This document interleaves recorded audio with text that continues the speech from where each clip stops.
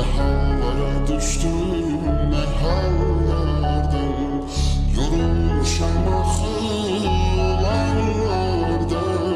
Öpür nefesinden uzaklardan. Yayılıp aləmə fəryadım harayım. Bir ümidim olsun her zaman arayım. Oxşayım telini saçını darayım. Öpüm şirin şirin yanaqlardan. Ne bilsin ağlamaq çarəmi həllimi. Öləcəm qalacam bu səncə bəllimi. Şair qadınsan alın təsəllimi.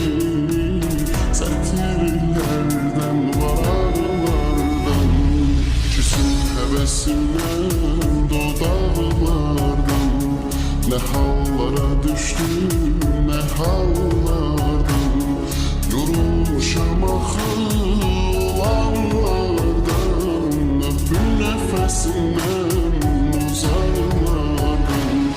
Kesin hevesimden dodaqlardan. Ne hallara düştüm, ne hallardan yorulmuşam axı olanlardan. Öpür nefesinden